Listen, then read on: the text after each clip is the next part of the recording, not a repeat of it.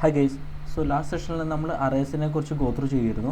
So ഒന്നിലധികം വാല്യൂസൊക്കെ store ചെയ്യാൻ നമ്മൾ അറേസ് യൂസ് ചെയ്യുന്നത്. ഇനി നമ്മൾ ഗോ ത്രൂ ചെയ്യാൻ പറഞ്ഞാൽ ഒബ്ജക്ട്സ് ആണ്. ഒബ്ജക്ട്സ് എന്ന ജാവാസ്ക്രിപ്റ്റിൽ ഡാറ്റ ഗ്രൂപ്പ് ചെയ്യാൻ ഉപയോഗിക്കുന്ന ഒരു സൂപ്പർ പവർഫുൾ കൺസെപ്റ്റ് ആണെന്ന് പറയാം.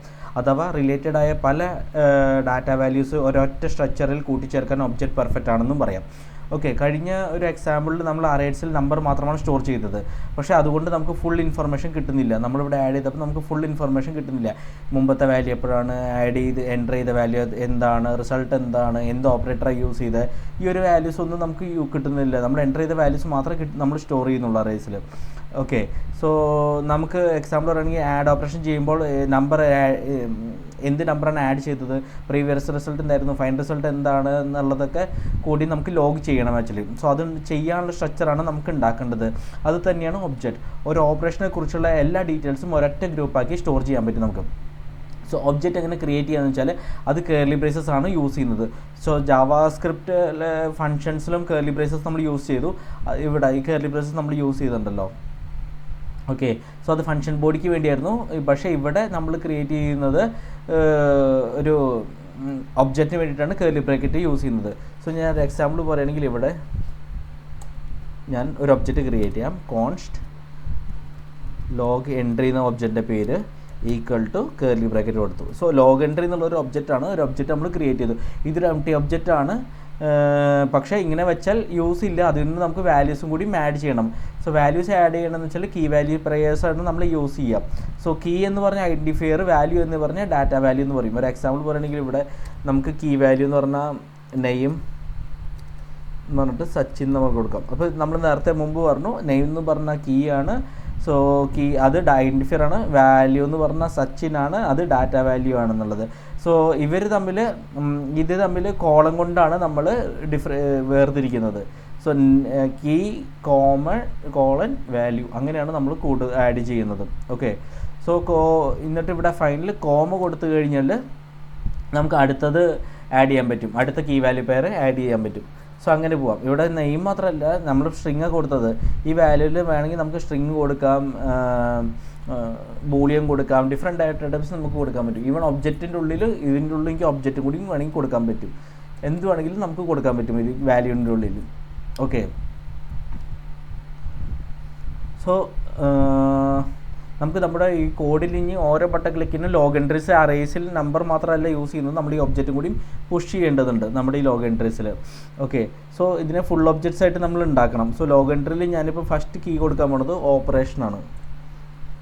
ഓക്കെ, എന്താണോ ഓപ്പറേഷൻ എന്നുള്ളത്, ലൈക്ക് എന്ത് ഓപ്പറേഷനാണ് നമ്മൾ പെർഫോം ചെയ്യണം എന്നുള്ളതാണ് ഞാനിവിടെ മെൻഷൻ ചെയ്യുന്നത്. ഇവിടെ ആഡ് ഓപ്പറേഷനാണ് നമ്മൾ പെർഫോം ചെയ്യുന്നത്. എന്നിട്ട് കോമ ഇട്ടിട്ട് അടുത്ത കീ വാല്യൂ പെയറിന് വേണ്ടിയിട്ട് ഞാൻ എഴുതാണ് പ്രീവിയസ് റിസൾട്ട് എന്ന് പറഞ്ഞ് ഞാൻ എഴുതി. ഓക്കെ, പ്രീവിയസ് റിസൾട്ട് നമ്മൾ ഓൾറെഡി ഇവിടെ സ്റ്റോർ ചെയ്യുന്നുണ്ട് പ്രീവിയസ് എന്ന് പറഞ്ഞിട്ട്, അത് തന്നെ ഞാൻ കൊടുത്തു. ഓക്കെ, ഇനി അടുത്ത നമ്മൾ യൂസ് ചെയ്യുന്നത് അടുത്ത കീ വാല്യൂ പെയർ യൂസ് ചെയ്യുന്ന നമ്പറാണ്. ഓക്കെ, നമ്പർ യൂസർ എന്താണ് എഴുതിയ നമ്പർ എന്നുള്ളതാണ്. അപ്പോൾ ആഡ് ചെയ്ത് യൂസർ ഓൾറെഡി ഇൻപുട്ട് ചെയ്യുന്ന നമ്പറാണ് നമ്മൾ നമ്പർ എന്ന് പറഞ്ഞ് കൊടുക്കുന്നത്. ഇവിടെ ലാസ്റ്റ് ഞാൻ കൊടുക്കുന്നത് റിസൾട്ടാണ്. കീ വാല്യൂവിൽ റിസൾട്ട് നമ്മുടെ കറണ്ട് റിസൾട്ട് ഓൾറെഡി ഇവിടെ കിടക്കുന്നുണ്ട്, അത് ഞാൻ കൊടുത്തു. ഓക്കെ, എന്നിട്ട് സേവ് ചെയ്തു. എന്നിട്ട് ഞാൻ ചേഞ്ചും കൂടി ചെയ്യുന്നുണ്ട്. ലോഗ് എൻട്രീസ് ഡോട്ട് പുഷ്, ഇതിന് പകരം ഞാൻ ഈ ഒബ്ജക്റ്റിനെ പുഷ് ചെയ്യണം ഈ അറയിലേക്ക്. ഓക്കെ, സോ ഇങ്ങനെ ചെയ്ത ലോഗ് എൻട്രീസിന് നമ്മൾ ലോഗ് എൻട്രീസ് എന്ന അറയിൽ ഇപ്പോഴും ഓരോ ഒബ്ജക്റ്റുകളുടെ ലിസ്റ്റായിട്ട് കാണും. ഓരോ ഒബ്ജക്റ്റും നമ്മുടെ കാൽക്കുലേഷൻ്റെ ഫുൾ ഡീറ്റെയിൽസാണ് സ്റ്റോർ ചെയ്യുന്നത്. ഓക്കെ, ഇനി ഞാനിവിടെ കൺസോൾ ലോഗ് ഓഫ് സീറോസ് എടുത്ത് കളയാം. മൊത്തം ലോഗ് എൻട്രീസ് നമുക്ക് ചെയ്യാം. ഓക്കെ, നമുക്ക് വേണമെങ്കിൽ ഇതിന് ശേഷം ഇടാം.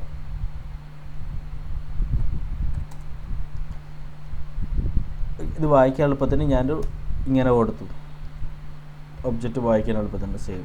സോ ഇതൊരു ഒബ്ജക്റ്റാണ്, ഇവിടെ സ്റ്റാർട്ടിങ് ഇവിടെ എൻഡിങ്, അതിൻ്റെ ഉള്ളിലെ പ്രോപ്പർട്ടീസാണ് operation, previous result, number result, അതിൻ്റെ കറസ്പോണ്ടിങ് വാല്യൂസ് നമ്മളിവിടെ കൊടുത്തിട്ടുണ്ട്. എന്നിട്ട് ഈ ഒബ്ജക്റ്റിനെ നമ്മൾ എന്ന് വെച്ചാൽ അറേസിൻ്റെ ഉള്ളിലേക്ക് പുഷ് ചെയ്ത് വയ്ക്കുന്നു. ഓക്കെ, ഇതാണ് ചെയ്തിരിക്കുന്നത്. നമ്മളിനി സേവ് ചെയ്തിട്ട് നമുക്ക് നമ്മുടെ ബ്രൗസറിൽ പോയി നോക്കാം. 5+. 5+ എന്ന് കൊടുത്തപ്പോൾ നമുക്കൊരു അറയിൽ ഒരു ഒബ്ജക്റ്റ് കിട്ടി. 0th ഇൻഡെക്സ് ആണ് സോ ഇവിടെ നോക്കിക്കഴിഞ്ഞാൽ 0 ഇൻഡെക്സിൽ നമുക്ക് കറസ്പോണ്ടിങ് വാല്യൂസ് കാണാൻ പറ്റുന്നുണ്ട്.